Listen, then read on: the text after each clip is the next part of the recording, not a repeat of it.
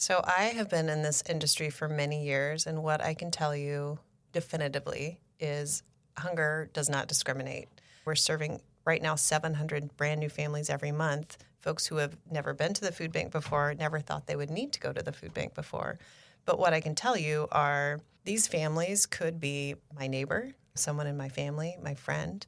They're coming to us for so many reasons from every background, every walk of life. And it doesn't take much to pull someone from being fine, even just making it paycheck to paycheck, to being in crisis.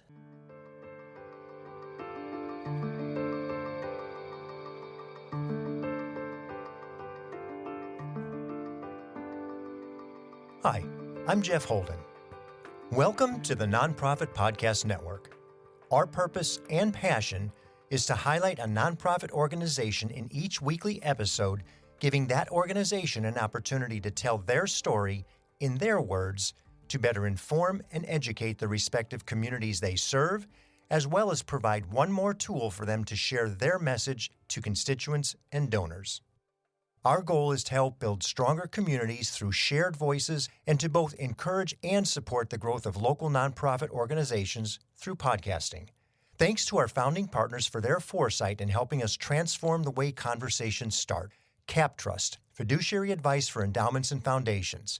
Runyon Saltzman Incorporated, RSE, marketing, advertising, and public relations creating integrated communications committed to improving lives. And Western Health Advantage, a full-service healthcare plan for individuals, employer groups, and families. Before the episode begins, I want to take a minute to share that we now have a website where you can sign up to get our weekly email updates on the latest episodes, transcripts to prior episodes, and see what else we have going on. Please be sure to register so you never miss an episode or any other important information we may have to share in the nonprofit space. You can find us now at nonprofpod.com. That's nonprofpod.com. Easy peasy. You'll also notice on the website a microphone in the lower right-hand corner. By clicking on it, you'll be able to leave me voicemail messages, maybe a question you'd like me to ask our guests, or just a comment on the program. I may even play your message in an upcoming episode. I look forward to more engagement with you as we continue to grow and better serve our nonprofit community. Thanks. You may not have been aware that September is Hunger Action Month. It's only fitting then that we would do an original episode with one of the organizations working to support those experiencing food insecurity in our community. What you're going to hear, I hope, disturbs you on one hand and encourages you on the other. Our problem of families not getting enough to eat, having to make decisions between rent or food, gas for the car to get to work or food, medicine or food, clothes for the kids or food, utility bills or food. The list goes on and on. Things have not gotten better, and you're going to hear that in the story we're about to share about the great work that the River City Food Bank is doing to support those in need, so children don't go to school hungry or grandparents, seniors can afford their medication and still eat. Amanda McCarthy has a passion to build healthy communities. She began her professional career working for a food bank in Seattle, and we're fortunate to now have her in Sacramento as the executive director of the River City Food Bank. Her enthusiasm to increase awareness of the hunger problem, as well as her commitment to alleviating the very problem that keeps her employed, is contagious. We can do better, and it's the collaborative spirit with which she works that leads me to believe there really are solutions to halting the ever-increasing challenge of feeding those in need in our region. Amanda McCarthy, welcome to the Nonprofit Podcast Network. Thanks for having me. Thanks for reminding me that September is Hunger Action Month, because we've got a variety of different programs that we've done relative to food and food insecurity. And what better month to be discussing a food bank? Let's start right there. A food bank. It conjures up all sorts of images of what people might think that looks like. There's a lot of misperceptions about what food banks are, and there are a variety of different types of food banks. What is the difference with River City Food Bank? So there are a number of us doing this really important work of getting food into the hands of people that need it. There's a couple of different ways to look at this. We've got regional food banks who are these large distributors. They are really built to source volumes of food, store it, and then make it available to smaller food banks like River City. And we're really that boots on the ground approach where we're taking the food and getting it directly into the hands of people that need it.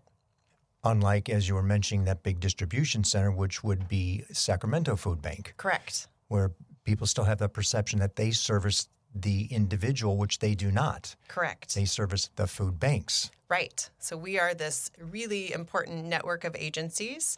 We're all working together with this common goal, this common mission to alleviate hunger, to end hunger in our community. But it takes each and every one of us serving in a slightly different way. We talked a little bit earlier on our pre-call about the changes from pre-pandemic, pandemic to today. And I would guess most of us have the same perception that I did, was that pandemic was really difficult for the food banks. And you saw this huge influx of people during the pandemic come through. But by the time we came out of the pandemic, things would have eased up a little bit. Right. And that's hardly the case. Correct. You know, I think a lot of organizations like River City Food Bank saw an increase in funding opportunities and folks really reaching out, wanting to help. I remember on the news seeing these lines of people at food banks waiting for food. And, you know, hunger's always been an issue, but I think the pandemic really brought it to light and really highlighted the need, not just in Sacramento, but in our entire country. And so federal government, corporations, lots of folks were leaning into helping through grants and other means of financial support. So River City Food Bank and many other nonprofits were able to access some funding specifically for the pandemic that helped us get through a really rough patch. In addition, many of our guests had the opportunity to maximize benefits on their CalFresh cards, for instance. They had other federal resources that really supported their day-to-day. And just about the time those expired, we saw a huge rise in inflation. We saw affordable housing just starting to kind of plummet. And we saw really a crisis, a war. We saw many, many folks coming from Afghanistan, Ukraine, Russia. So it was sort of this perfect storm post-pandemic, if we can call it that, because I know we're still in it. But it was kind of this perfect storm to create massive need for food and housing. I really can't talk about one without talking about the other. They're both, in my opinion, the most basic of needs and things that we can't really survive without. Mm-hmm. The numbers you shared with me, pre-pandemic, roughly maybe 15,000 people a month. Post-pandemic, today, almost 30,000 people a month. Correct.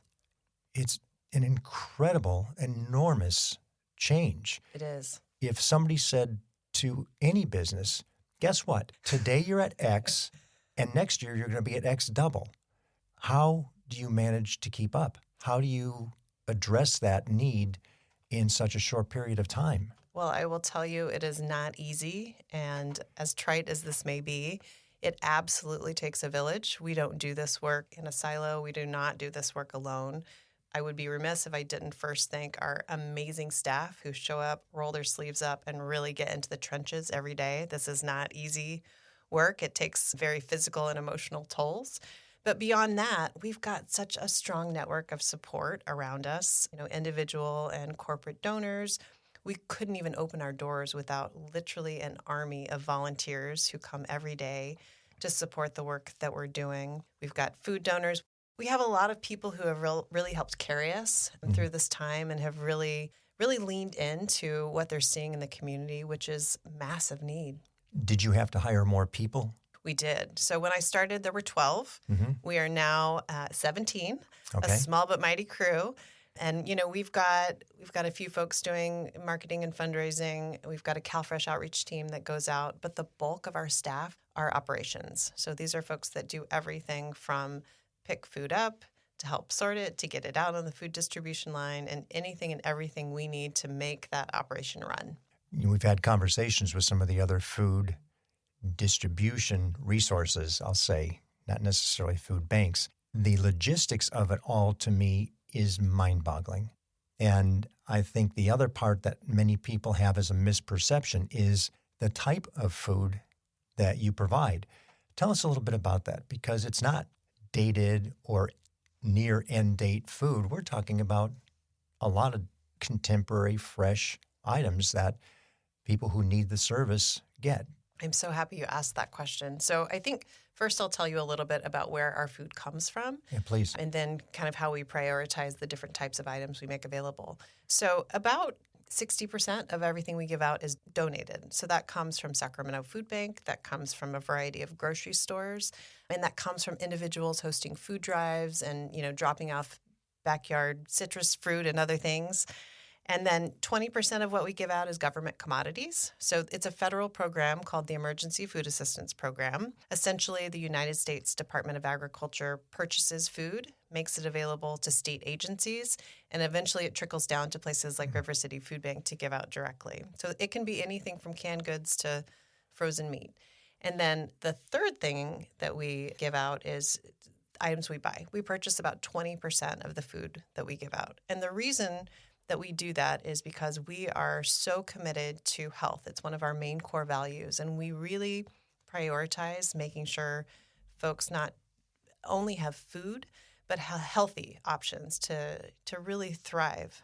I think that food banks, especially River City Food Bank, obviously are there to give out food, but it's so much more than groceries. When you come to our food bank and you're able to walk in, be welcomed in a language that you speak, get a choice of items that, feel really good for you and your family, you really get this experience. You get health, you get hope, you get culture and tradition, safety, security. It's just so much more than a bag of groceries. And we purchase a lot of produce. About 50% of everything that we offer is fresh produce. So if you come to River City Food Bank, you'll see a setup much like a farmer's market. And food, we want it to be meaningful. And that can look like fresh produce for folks of every culture. That can look like protein items that include vegetarian options and halal meat. That can look like single meals for folks who are unsheltered and may not have a place to cook or prepare or store foods for that matter. What's, I think, particularly interesting about that is the ability for you to cater to the neighborhood. In other words, the constituents who are coming in, you are actually bringing in food that is familiar to them, not necessarily food that is familiar to us. Yes. And I would imagine that really changes the dynamic as well. You mentioned the benefits of the relationship inside the food bank with regard to the food, but I would imagine the relationship with the people as well. I even saw on the website you have somebody who speaks 7 different languages. Yes. I mean, my gosh. Sacramento has long been a very diverse town. I think it's one of the things that makes us so special. So we really, our core values include dignity, compassion, and respect. We look at those 3 things in every lens, right? The way that we offer food, the way we treat each other, the way we recruit volunteers, everything. And part of it is providing those culturally meaningful items. And sometimes that's a specific culture, folks looking for those halal meat options or dates or specific herbs that are exactly what the family wants and needs. But sometimes it's really just that one thing that helps you get through the day. So we do a lot of talking with our guests. We want to find out what those things are, what the needs are. We serve a big Cantonese population, for instance, at our Midtown location. So we've got all kinds of fruits and vegetables and some unusual things that I wouldn't necessarily think to stock, but they work and they really meet the needs of our families. I might not necessarily even know what it is if I saw it. You and me both, Jeff. What is that? Let's talk about funding a bit. You've got your 17 employees and your cast of volunteers who support what you do on a day-to-day basis. And you're not a small organization. You have right around a $2 million budget. What does that look like? Where does the money come from? So we are so fortunate to have so many amazing people in our midst.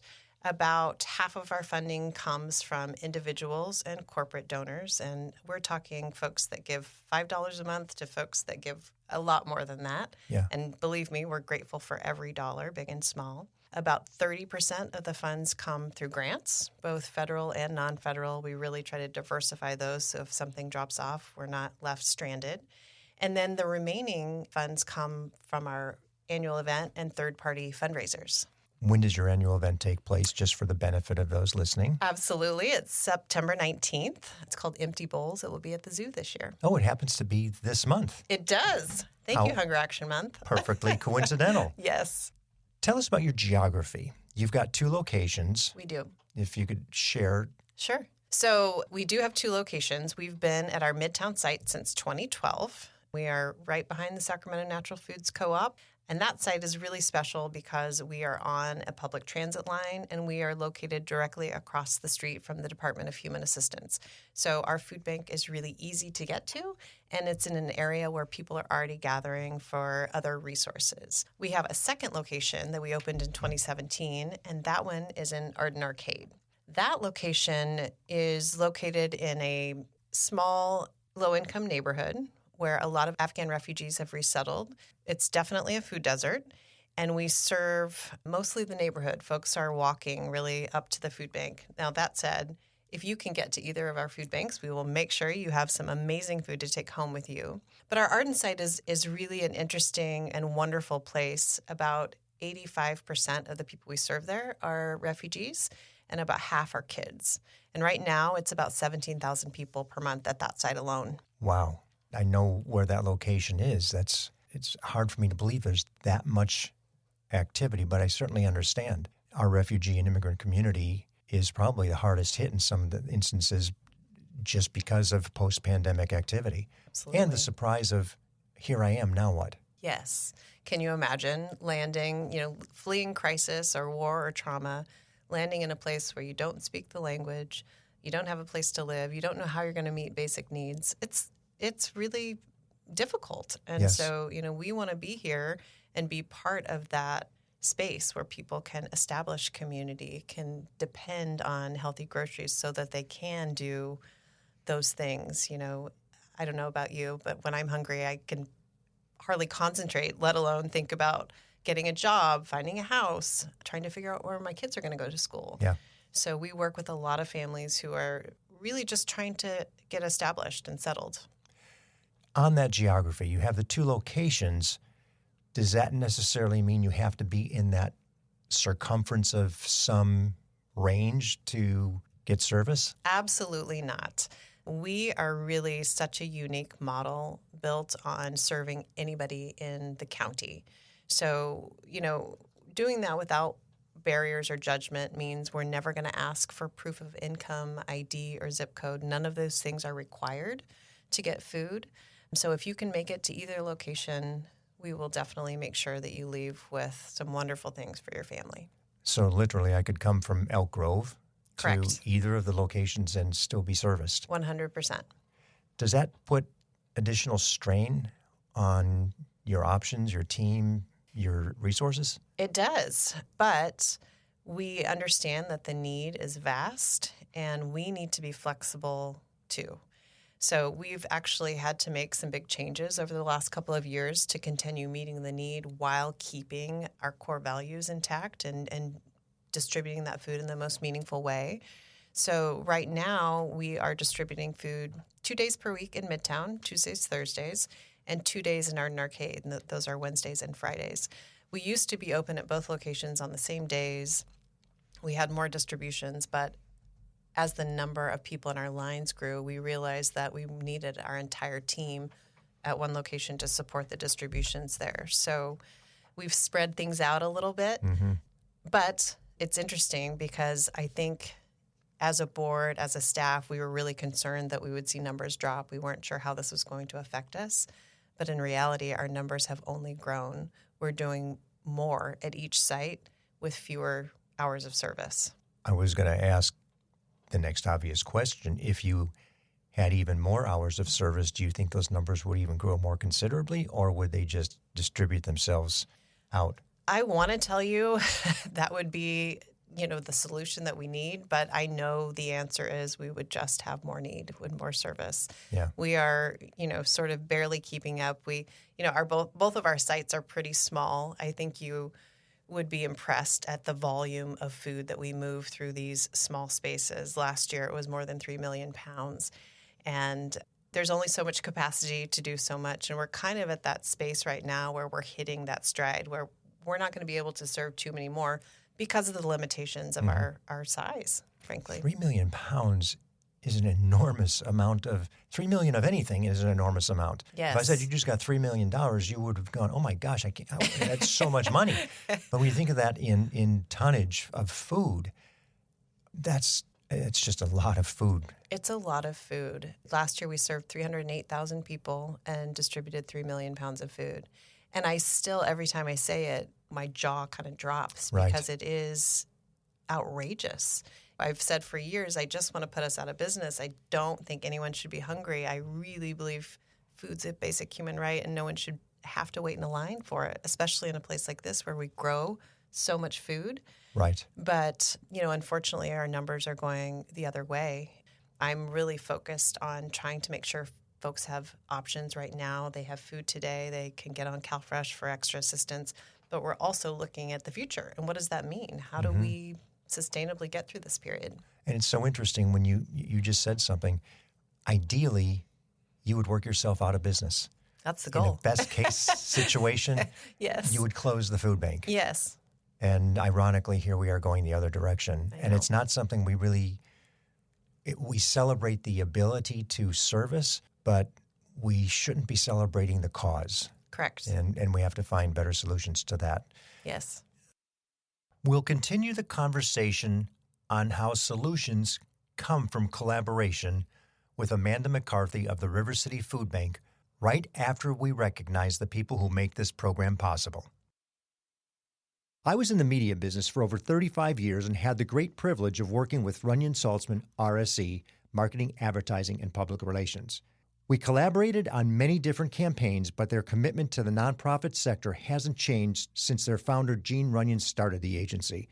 Over many years and many campaigns, Runyon Saltzman has been committed to improving lives by tackling California's most challenging issues. Guided by research-informed strategies and insightful, creative solutions, RSE develops innovative communications campaigns that raise awareness, educate, and reduce stigma in diverse communities throughout our state and beyond. To learn more about RSE, visit rs-e.com. Hello, this is Scott Thomas with Cap Trust in our Sacramento office. I specialize in working with local nonprofits and associations. Annually, we survey private and public nonprofit organizations across the country to better understand challenges they see in today's environment. In our more recent survey, we heard concerns about proper board governance, mission-aligned investment, and how to implement alternative investments. If you would like a copy of the survey or to discuss your organization, look me up, Scott Thomas at captrust.com. I'm thrilled to have Western Health Advantage partnering with us as they do so much to support so many nonprofit agencies in our community. As a truly local health plan, you'll find individual and family options, employer options, plans for CalPERS and Medicare Advantage. From medical services to pharmacy, health and wellness support, as well as behavioral health care, Western Health Advantage has a plan that fits what you need. As an employer, for profit or nonprofit business, individual or family, you can find more at westernhealth.com. Let me ask you about collaboration. It's an important part of our conversation for nonprofits. Yes. Who do you work and collaborate with? Who in the community is a resource for you that's of significance and vice versa? Absolutely. We work with a lot of different organizations. There are more than 100 organizations doing this sort of boots on the ground food distribution work. So we huddle up and talk about best practices and work together on a variety of things. But River City Food Bank also works with a lot of health organizations, the County of Sacramento. We try to find other like entities that kind of have this common mission, the missions that align with the work that we're doing. I'll give you an example. We have a number of community partners. Our community partners donate food, funds, volunteers, and board service. And right now we've got Molina, VSP, American Pacific Mortgage, and the Sacramento Natural Foods Co-op and SMUD.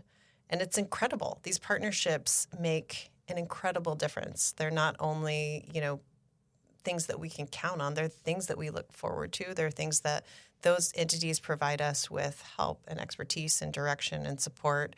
So it's powerful. The collaboration's powerful. We're fortunate to have some of the big entities like a SMUD. Yes. In right here. Yes. homegrown utility company that provides so much because they come up in 100%. so many of the conversations of the people that we speak with. And it's great to see. If money were no object, if you didn't have those limitations of funding, what would the food bank look like? Well, I want to put us out of business, but if I could wave my magic wand, of course, I would say no one would need to be in our lines. But I think the path there, right, is making sure folks have access to healthy food with dignity, compassion, and respect. But also, I truly believe we need to start looking at the root causes. If we're going to end hunger, we need to understand what's causing it, right? So looking at things like cost of living and housing and poverty. So if I had a magic wand, I would probably spend some time and resources doing some of that work to identify and address some of the root causes. I want to clarify something because as you said what you were saying there in terms of money no object and identifying root causes, the people in some of our minds that go to a food bank look very different than the reality of the people that you see. Can you address that situation a little bit? So I have been in this industry for many years, and what I can tell you definitively is hunger does not discriminate. You can sometimes walk down the street and quickly see someone experiencing homelessness, but you can't always see hunger. And yet, it is such a prevalent thing in our community. Right now in our region, about 12% of people that live here are experiencing food insecurity. That's the equivalent of about 300,000 people. Mm-hmm. And when I talk with... And that's on a monthly basis, and that's not an annual. That's 300,000 people, give or take, in their greater Sacramento region who are struggling with the ability to feed their families and or themselves. Yes. There's countless stories of people that come through our doors. And by the way, we're serving right now 700 brand new families every month, folks who have never been to the food bank before, never thought they would need to go to the food bank before. But what I can tell you are these families could be my neighbor, someone in my family, my friend. They're coming to us for so many reasons from every background, every walk of life.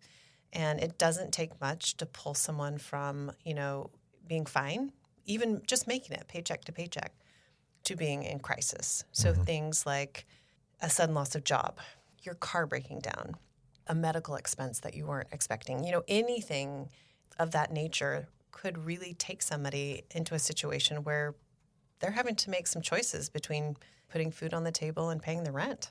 Yeah, it just puts you over the edge. You were right on the edge, and you tip over. And yes. That individual, that family, that senior could be somebody living next door who's just in that space. That's right. Where everything looks fine, and it looks fine from the outside in. You don't realize they haven't eaten in 2 days. That's right. We're seeing, speaking of seniors, we are seeing a pretty big spike in the senior population coming to the food bank right now. Folks who spent a lifetime working, putting away money, and really thinking, I'm going to retire, I'm going to spend time with grandkids and do all these things, and then being in a situation now where they didn't have quite enough. So the safety net, that they've been working forever to put together is not quite enough to make all of those ends meet. And we're really here to make sure folks can put money that would have gone to groceries towards things like rent and utilities or putting gas in your car to get to work, whatever it is. But for those senior populations, it's hard. It's hard to get by. And we're finding a lot more folks coming to us just to kind of make those ends meet. And I would imagine the visceral, the emotional toll on you. I mean, the executive leadership of an organization like this and or the team who's there day after day after day and seeing these situations present themselves, that they're sad. How do you deal with that? It's not easy, and I don't think there's a one-size-fits-all way to handle it. I'm somebody who does take a lot of things home at night, and it's hard not to.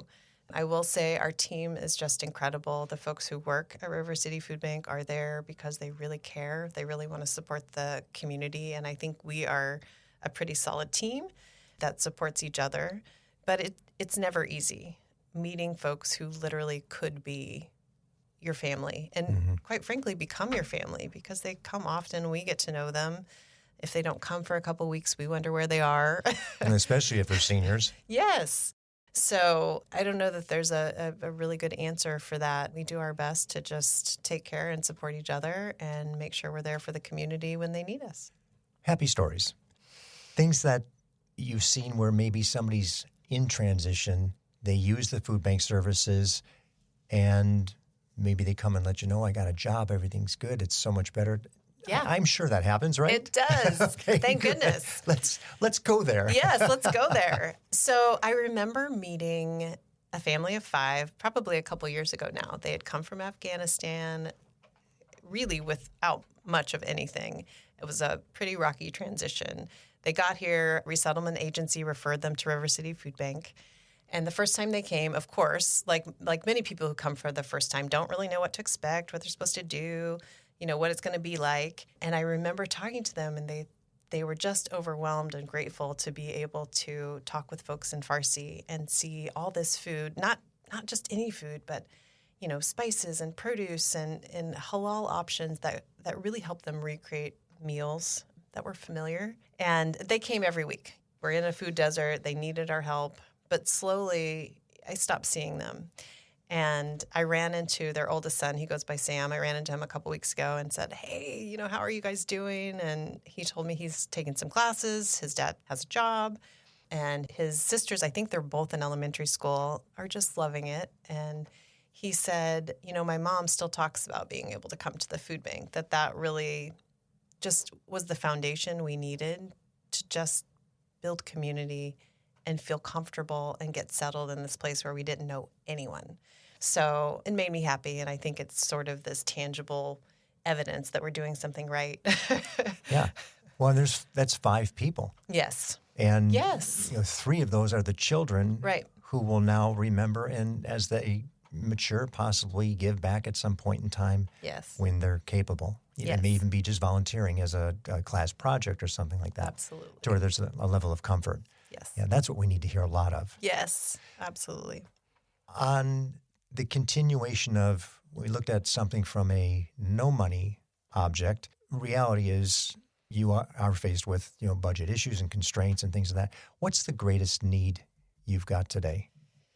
Well, I've been in this industry for more than 20 years, and I can tell you, honestly, I've never seen so many people who are experiencing food insecurity. So the greatest need is to make sure we have enough food and resources to serve folks. And to do that, I really think we're going to need a variety of things.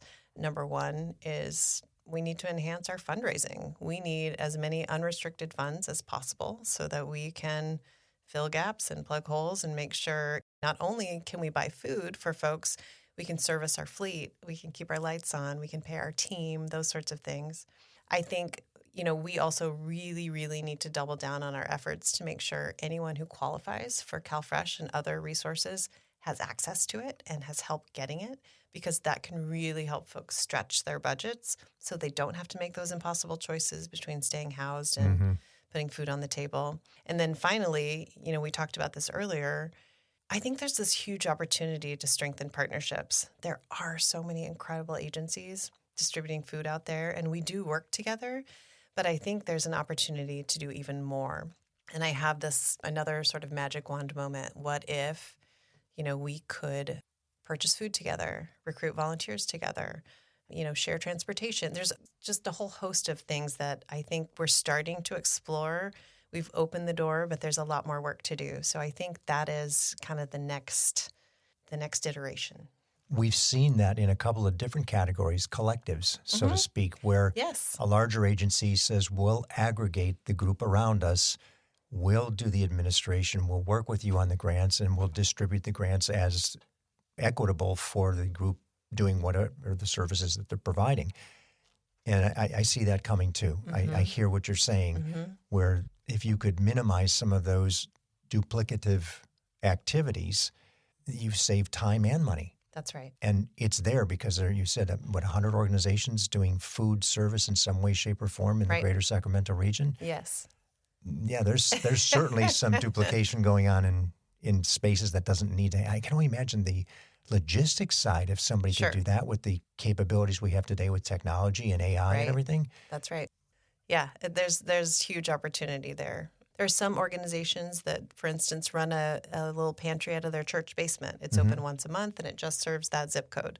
And then you've got soup kitchens and shelters who are serving meals every single day. And then you've got places like River City who do groceries. So we need everybody, but I think there's a way to strengthen the systems so that we can all work a little bit closer and better.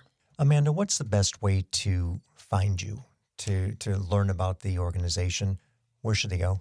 So I definitely suggest our website, rivercityfoodbank.org. You can learn about all the things there. You can sign up to volunteer. You can give funds. You can find out where you can donate food from your garden or with your Girl Scout troop. And then the other thing I will say, there's nothing that will replace a visit. So if you're interested in learning more, I mean, I would love to personally give you a tour, but check us out. Follow us on social. We are really good at telling the stories of your neighbors, the folks who are experiencing hunger, and how you can help. And that neighborhood reality, I think that's the impactful part of it all. Wherever you live, there's somebody in that neighborhood that has food insecurity, if not more than one or two people. That's right. What you do sometimes is a thankless job. We understand that because we take our food for granted in many, many cases, and we don't realize that somebody down the street is struggling. So without organizations like River City Food Bank doing what you do in your case in two different areas and serving a greater geography, it's just amazing that you're able to do what you do and support the community the way that you do. And compliments to you and your team for all that service, that commitment, that emotional toll that we know exists, and for you absorbing it and coming back every day and saying, okay, we've got this to do again. And it's a whole new batch of produce. It's some new food, and it's going to be new people. Did you say 700? 700 new households every month. So you have 700 families each month that present themselves new to the organization. Without you, we would be in such a different situation and not a good one. So thank you and your team for what you do on a day-to-day basis and helping our communities be fed. Thanks for having me, and thanks for saying all that. I appreciate it. It's a pleasure. Thanks. Thank you for listening to the Nonprofit Podcast Network. I hope you enjoyed the episode. If what you heard moved you, please reach out to that organization and do what you can to help.